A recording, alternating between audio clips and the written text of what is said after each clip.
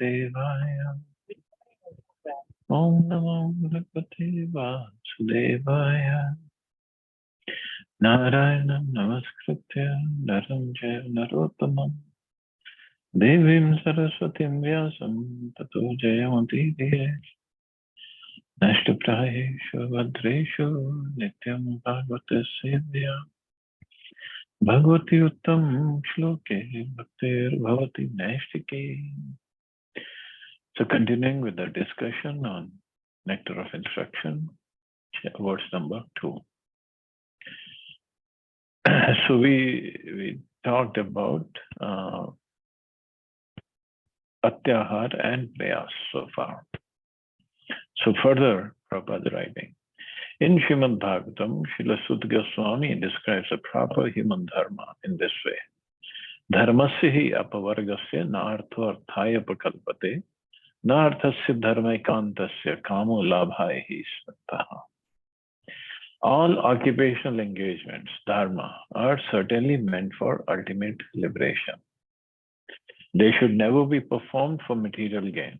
Furthermore, one who is engaged in the ultimate occupational service, dharma, should never use material gain to cultivate sense gratification.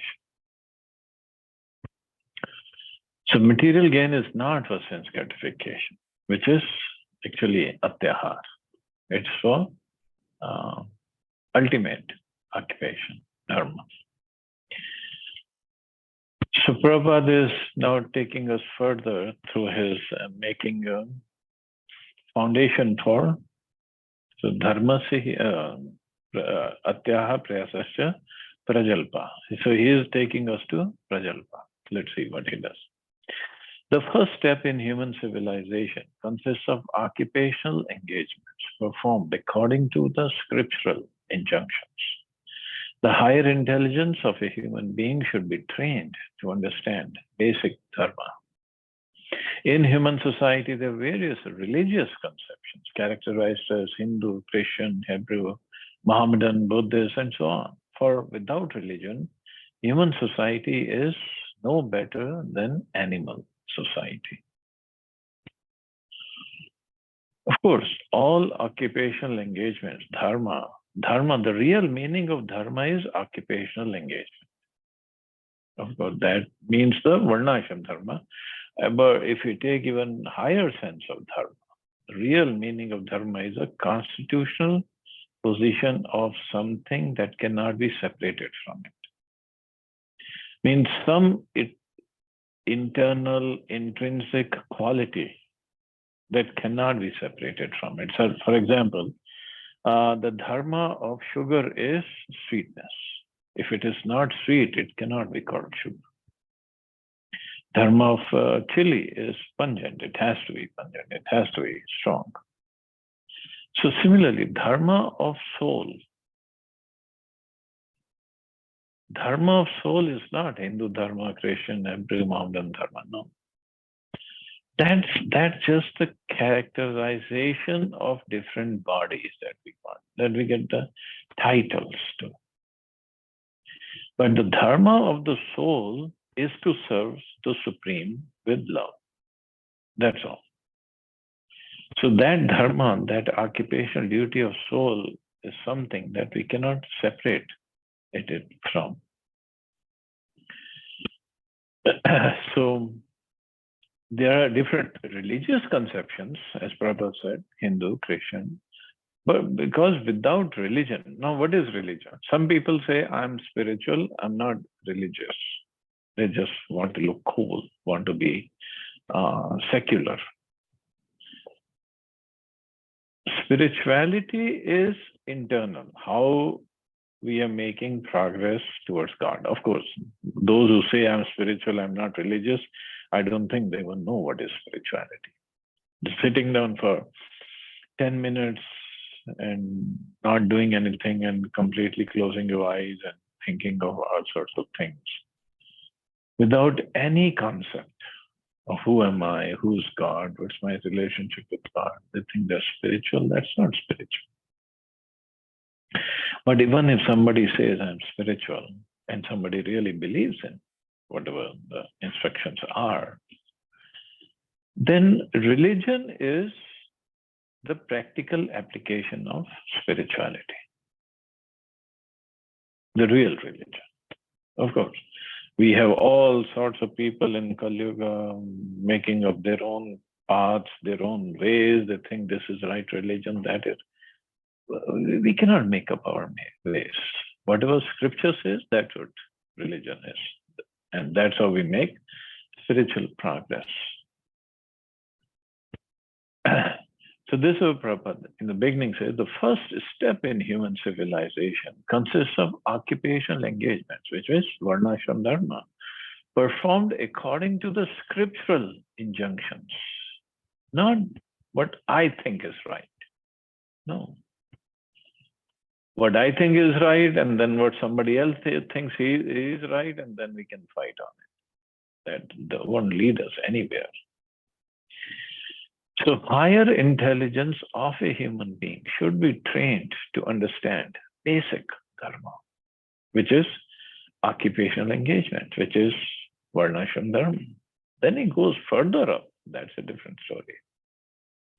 But at least basic dharma one should understand. As stated above, dharmasya hi apavargasya nartho arthaya upakalpate. Religion is meant for attaining emancipation or liberation, not for getting bread. That's why in some religion they pray to God, oh God, give us our daily bread. He is giving daily bread to everybody, those who are not even praying. So that is not religion. Religion is the practice of that spirituality and knowledge, how to become liberated. Sometimes human society manufactures a system of so-called religion aimed at material advancement, but that is far from the purpose of true dharma. Of course, in Purushartha, Chatur Purushartha, Dharma, Artha, Kama, people are just worried about that only. Dharma, follow some religious process to get some Artha, to get some material benefits, and to engage in Kama, in sense gratification. But Prabhupada said that is far from the purpose of true dharma. Religion entails understanding the laws of God, because the proper execution of these laws ultimately leads one out of material entanglement. So Krishna himself says in Bhagavad Gita that in the beginning of creation, I created all these laws and I sent you all so you can follow these laws and get out of this entanglement. This is the whole purpose of religion, not to keep us bound here.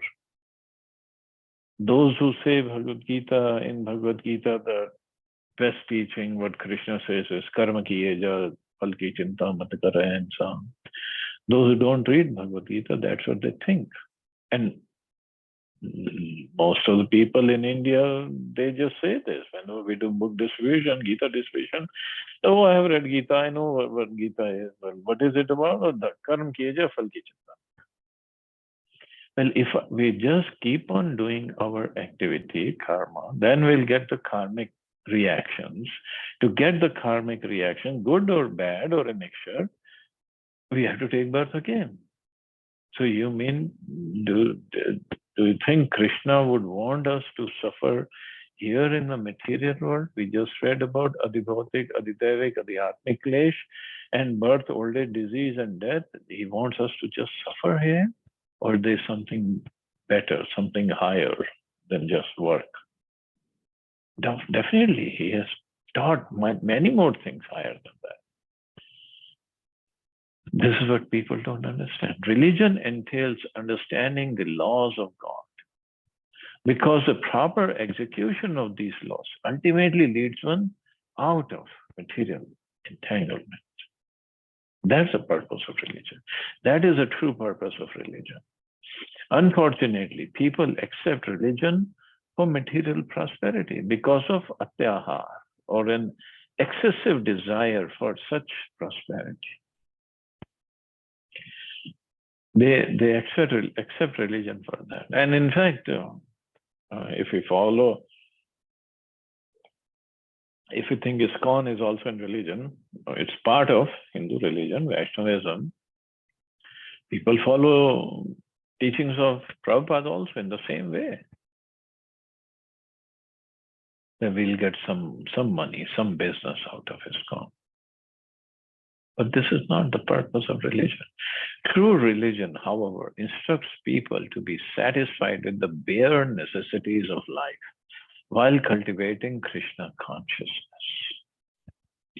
Bare necessities of life, no atyahar, only simple living and high thinking. That is true religion, actually. Even though we require economic development, true religion allows it only for supplying the bare necessities of material existence. Jivasya tattva jigyasa. The real purpose of life is to inquire about the absolute truth. Jivasya tattva jigyasa. Athatu brahma jigyasa. Same thing. Find out what's the real purpose. If our endeavor, prayas, is not to inquire about the absolute truth, we'll simply increase our endeavor to satisfy our artificial needs. A spiritual aspirant should avoid mundane endeavor. So if our endeavor, prayas, atyahara prayas, these two are very, very difficult. Because if you're not on the right track of making spiritual progress, then we will be on the track to make material progress. And for that, we are ready to do every endeavor possible. And people are working hard, working very, very hard, even at the cost of their health. They want to make money.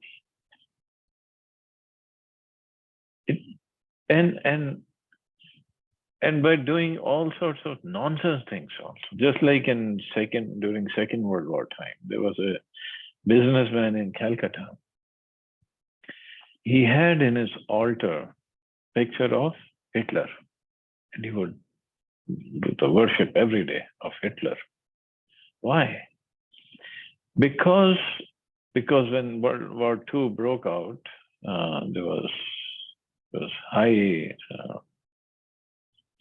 scarcity of grains. And this businessman, he had hoarded lots of grains in his basement or in storage. And he would sell them at high prices in the black market. And he was making lots of money because of that. And he thought, because of Hitler, I'm getting all this business. So Hitler is my worshipable deity now. What's the use? Ultimately, for people don't understand. And especially Kali Yuga. Kali Yuga means those who have money, they are the role models. They are the heroes. They are the leaders. Those who have money. How they earn money hardly matters. This is what Kali Yuga is, and this is what people do. Atyahar and prayas. Atyahar means to collect more than necessary. Anything and everything, whatever we want to collect. That is atyahar. And Prabhupada further right. Another impediment is prajalpa. Prajalpa means unnecessary talking. When we mix with a few friends, we immediately begin unnecessary talking, sounding just like croaking toads. That's what we studied in Vacho Vegam also. So same thing here, prajalpa, unnecessary talking. If we must talk, we should talk about the Krishna consciousness movement. Those outside of the Krishna consciousness movement are interested in reading heaps of newspapers, magazines, and novels. And of course, that time we didn't have now WhatsApp messages and Facebook messages, and now we have all sorts of other social platforms also, Instagram, and this and that. I don't know all of them. Solving crossword puzzles and doing many other nonsensical things, or talking about politics, sports, movies, all sorts of talks of things. In this fashion, people simply waste their valuable time and energy. In the Western countries, old men retired from active life play cards, fish, go for fishing, watch television, and debate about useless socio-political schemes. Who's going to even bother about what they talk in politics? This is what we waste our time. All these and other frivolous activities are included in the Prajalpa category. Intelligent persons interested in Krishna consciousness should never take part in such activities. But the problem is, even if we sit with devotees, generally the talks go into those directions only. Or unfortunately, the talks are like, if there's a group of devotees, they would make fun of the devotee who's not sitting in that group that day, or some other devotee. They will just make fun. This is not what Krishna is expecting. Or we talk about, just like in mundane parties, office parties, or other places also happens. Most of the time it is what? How good I am and how stupid others are. Or when we talk about, oh, that incident, and this is what I did, see how smart I am, the other person was so stupid. This. What's the use? It happens among the devotees gatherings also. What's the use of all this? So all such frivolous talks, frivolous activities are included in the Prajalpa category. Prajalpa, and also it involves spreading rumors behind somebody's back. It's also Prajalpa, big time Prajalpa, and it's a big obstacle in making progress in devotional service. See, first verse, when Rupa Goswami wrote, Vacho Vegam Manasa Krodha, these are the urges. They happen sometimes. It's not going to be 24/7. We have urge to eat or urge to do other activities with other senses. But these are Shad Dosha, 6 kinds of dosha, impediments, which are always there. The desire to do Prajalpa is always there. Atyahar is always there. Prayas is always there. We have to control it. We have to control it. And then comes the next dosha, Janasanga. Jansanga refers to associating with persons not interested in Krishna consciousness. So, Atyahara Prayasascha Prajalpo Niyamagra. We didn't talk about Niyamagra now. Niyamagra will come later. Jansangascha Lolyam Cha Shadbir Bhaktir Vinashyati. Whatever bhakti we have, it will destroy the whole bhakti if we engage in this. And one is, and the very important of these days, Jansanga refers to associating with persons not interested in Krishna consciousness. One should strictly avoid such association. Srila Narottam Das Thakur has therefore advised us to live only in the association of Krishna conscious devotees, Bhakta Sanevas. One should always engage in the service of the Lord in the association of Lord's devotees. Association with those engaged in a similar line of business is very conducive to advancement in that business. Consequently, materialistic persons form various associations and clubs to enhance their endeavors. For example, in the business world, we find such institutions as stock exchange and chamber of commerce, or in medical line also, they have their own clubs or institutions. In engineering, we have so many institutions. So when we all come together, we talk about our business line, our occupational line, and try to understand how I can make progress. So similarly, devotees also have Krishna conscious groups. Consequently, materialistic persons from various associations and clubs form various club associations to enhance their endeavors. For example, in the business world, we do this. Similarly, we have established the International Society for Krishna Consciousness to give people an opportunity to associate with those who have not forgotten Krishna. This spiritual association offered by our ISKCON movement is increasing day by day. Many people from different parts of the world are joining this society to awaken their dormant Krishna consciousness.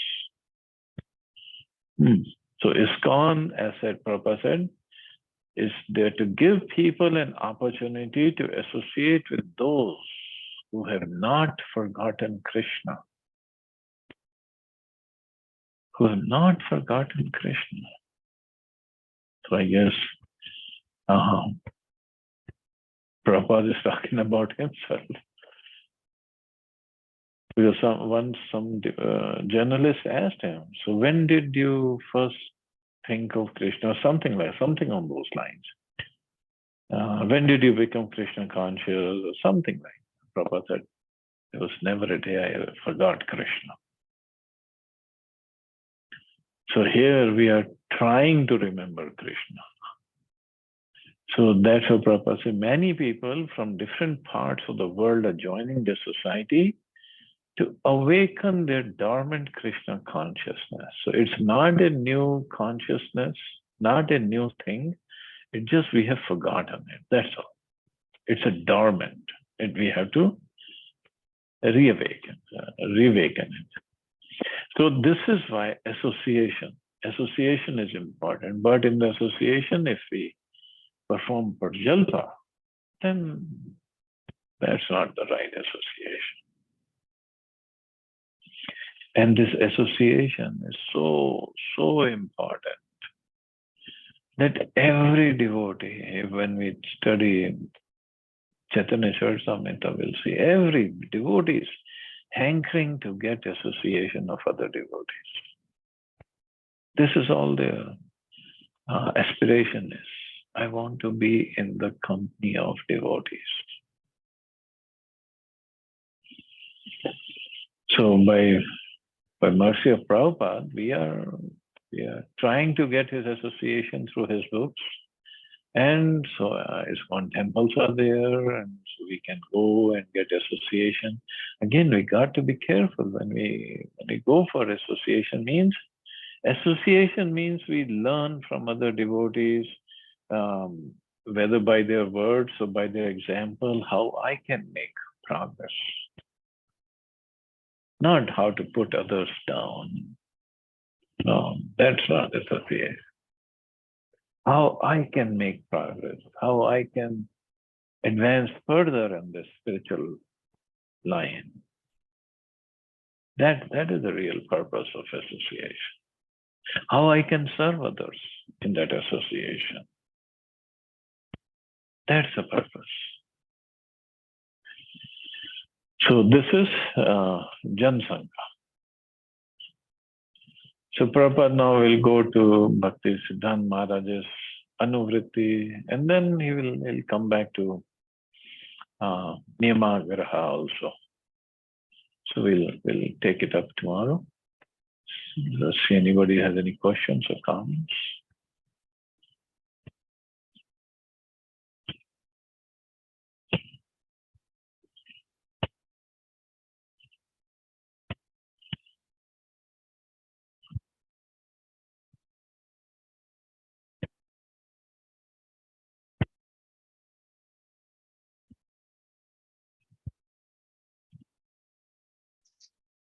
Thank you so much, Prabhuji.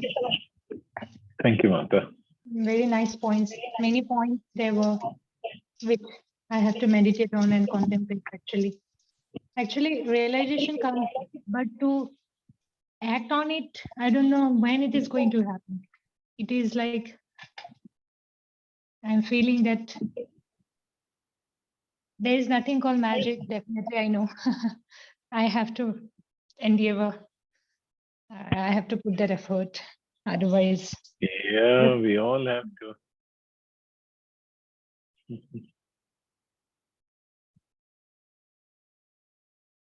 thank you. Yeah. Thank you so much. Okay. Thank you, Martha. Thank you. You all have a safe and wonderful day. Hare Krishna. Jai Shri Prabhupada. Hare